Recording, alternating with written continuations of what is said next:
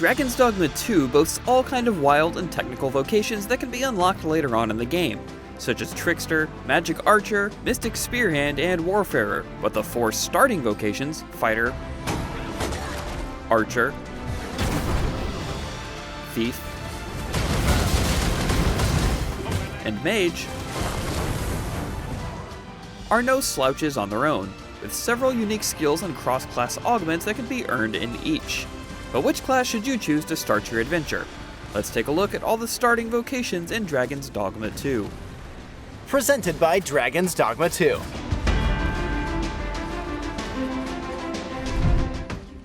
First of all, I'll be using both the terms vocation and class interchangeably.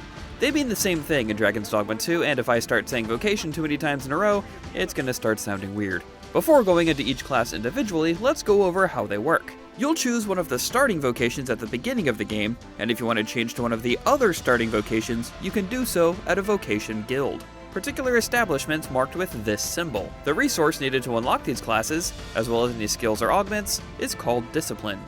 Discipline is acquired through defeating enemies or completing quests, and is a single pooled resource for each character, which means Discipline earned while playing as one vocation can be spent learning skills or augments for another, provided you've already unlocked and switched to it. Augments, which are unlocked for purchase with Discipline by leveling up a particular class, can be equipped across different vocations, and are often passive stat increases, such as a boost to stamina, or inflicting more stagger on enemies. So while you'll need to spend time in a vocation to earn the right to buy an augment, once you do, you can equip it on any class of your choice.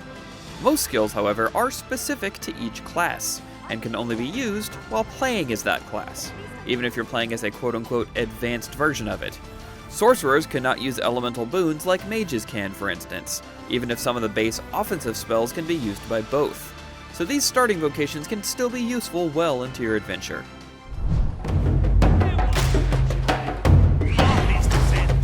If you're looking for a well-rounded melee-focused class, Fighter may be the pick. It's your standard sword and board soldier, and has a variety of offensive, defensive, and support skills. Since Archer and Thief are much better suited for high single target damage, your main role as a fighter will be crowd control and tanking for your party. Skills that help with this are Shield Summon, where you bang on your shield to draw enemies' attention while your damage dealer pawns whack away at them, and Impeccable Guard, which turns you into a defensive spinning top so you can guard from all sides. When not using Impeccable Guard and blocking normally, you can only block what's in front of you, but if you press Circle on PlayStation or B on Xbox while pressing a direction on the left stick, you can spin your character to meet any incoming threat so you don't get hit from behind. The core skill True Deflect turns well-timed blocks into a parry, which will stagger your enemy and save your stamina, and should be one of the first skills you spend your Discipline on. As far as offensive skills go, Blink Strike is a great way to close the gap between you and an enemy. Airward Slash sends you skyward to strike above you, and Gouging Skewer can be used while on the ground or already clinging to an enemy. Just don't hold on too long. Learned that the hard way.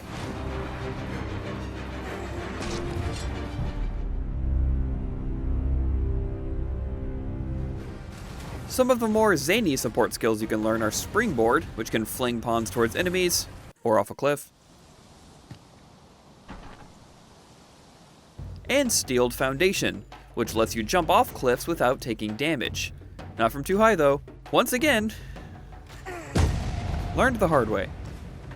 As far as augments go, Provocation is a great one for making sure enemies focus on you rather than your pawns. And speaking of pawns, rolling with 2 damage dealers of your choice and a support mage is probably the best way to go early on, so you can soak up the enemy damage, receive heals, and let your friends lay on the hurt while you draw the attention. You'll also want to prioritize investing in better armor before better weapons, as you'll be most useful by just staying alive. Outstanding. Some masters rearrange their party at the drop of a hat. Archers, this won't be a shock to anyone, shoot arrows. A day of service. Goblins approach! They have a variety of skills to deal damage from afar like Barrage Shot and Keen Sight, but struggle against enemies once they close the distance. I dare say. You have a kick set to triangle or Y that can help you get away, especially if you kick an enemy while jumping at them. And you can also buy core skills that let you kick off enemies and shoot them while airborne, creating distance. But you'll usually want to keep as much distance as you can, picking off enemies before they get to you and claiming the high ground to avoid close combat whenever possible. Pressing the attack button will auto-target nearby enemies, but holding down R1 or the right bumper will zoom in and aim over the shoulder, allowing you to be more precise. When using this control method, called steady shot in-game, you can still activate skills without using L1, so you don't have to exit precision aiming. While your normal arrows are unlimited, archers also have skills named after certain arrows such as tarring shot and explosive shot that you can't use unless you actually buy, find, or craft these particular arrows. So there's an added element of resource management to consider. When playing as an archer, you'll for sure want to bring at least one or two tanky pawns with you, such as fighters or warriors, so they can keep the enemies busy. Having at least one mage with an elemental boon for your weapons can also be tremendously helpful in powering up your arrows, especially when pairing tarring shot with fire boon so you can instantly ignite enemies. You're also especially handy when it comes to targeting specific weak spots, like the Cyclops Eye, which can stun them and allow you to charge up a devastating dire arrow shot for huge damage. If you want to keep danger far away, easily target enemies' weaknesses, and sometimes do some cool flips, Archer is the way to go. Don't let them touch the shipment! Thief has by far the greatest mobility of any of the starting classes.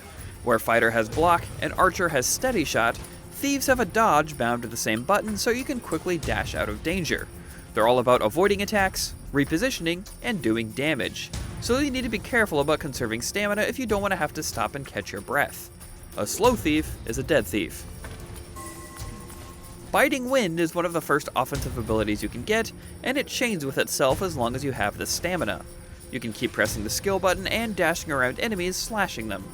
Enkindled Blades lights your daggers on fire, and while this can be handy in a pinch, most early game mage pawns will have Fire Boon, so you'll most likely have fire attacks a lot of the time anyway. Scarlet Kisses allows you to continue your basic attacks indefinitely if you start pressing the button faster. Alright, that's enough. We get it. Good job. One of the most important Thief attacks, the one set to triangle on PlayStation or Y on Xbox, is Twin Fangs. This move can give a follow-up attack if enemies are staggered, or even pin smaller enemies to the ground for high single target damage and control. You can also use Twin Fangs to stab your way into bigger monsters instead of just grabbing. Since Thieves are great at doing single target damage and can reposition quickly, you'll be jumping on a lot of big monsters so you can stab their weak spots. The last early offensive skill you'll need to worry about is Helm Splitter, an attack that sends you airborne and back down with your knives attacking all the while. It does more damage if used from a greater height, and can be activated while airborne, so positioning on ledges will be paramount to make the most out of it. Outside of its strong offensive abilities, Thieves also have great utility. There's Shadow Cloak, which makes you harder to see, but it consumes quite a bit of stamina. And Snare will bring aerial creatures to the ground, and will stagger grounded enemies or completely pull them prone, so you can follow up with attacks for major damage. It can also topple big enemies that have been knocked off balance. Powder Charge sets an explosive on the ground to blow up a group of enemies, or it can be used while holding onto an enemy to blow them off balance. Follow up with Ensnare, and you've got a 1-2 combo for knocking big guys down. Concussive Step can be used as a double jump, letting you easily clear gaps you'd otherwise have to go around, and can be comboed with Helm Splitter for a little bit of extra height, and a lot of extra style points. If you want quick movement, flexibility in playstyle, and the ability to create some really cool moments, Thieves offer a ton of options for you to consider.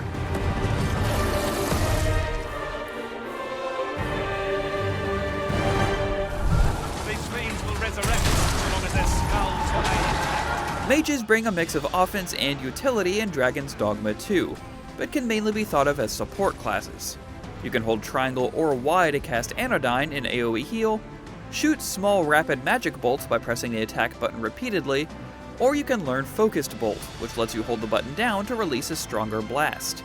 Neither Magic Bolt nor Focused Bolt do much damage, because your real offense comes by way of elemental spells. There's no MP system in Dragon's Dogma 2, so spells take 2 resources, time and stamina. You hold spells to charge them, and then release once they're fully charged for a small amount of stamina. Or you can learn Quick Spell, and hold R1 or the right bumper to speed up the casting time at the cost of using more stamina. This is a dramatic increase in casting speed, so you'll want to use it a lot. Just make sure you keep an eye on your stamina bar to not exhaust yourself. For offensive spells, you have Flagration for fire, which acts like a small flamethrower, Levin for lightning, which brings bolts down from the sky, and once you gain a few vocation levels, Frigger to send a line of ice magic directly ahead of you, flinging enemies into the air and leaving a small pillar in its wake. That was thrilling. One special note about the Levin spells is that you can keep on mashing the button used to cast the spell to continuously call lightning down from the sky until you either stop pressing the button or you run out of stamina. Hold fast, Arisen. I will be with you in but a moment. For utility, you have elemental boons which coat yours or your party members' weapons in either fire, ice, or lightning magic. Since each element takes a single skill to be equipped, you'll have to make a choice of which boon to bring with you unless you want to strictly stick to a support role. Once you gain a few levels, you also have Celerity, which gives a small AoE boost to speed. You only have to pass through this AoE dome for it to apply, however, so you don't need to stand in it to maintain the buff. The last two skills to make special mention of are Levitate, which allows you to hover a short distance, although you can't use Quick Spell while in the air, and Empyrean, a big ball of light that does quick burst AoE damage and leaves actual light behind, which can be really useful when fighting at night. All in all, mages can deal big damage, but they offer a better balance of full party support. If you want to stay on the back line, heal your team, buff their weapons, and occasionally bring the elemental smackdown yourself, choose the mage. And those are just the starting classes in Dragon's Dogma 2. There's plenty of advanced vocations, secrets, bosses, collectibles, and more to be discovered, so be sure to check out our ever-growing guide on IGN.com, and while you're here, check out our video on the best things to do first. For everything else gaming, keep it right here on IGN.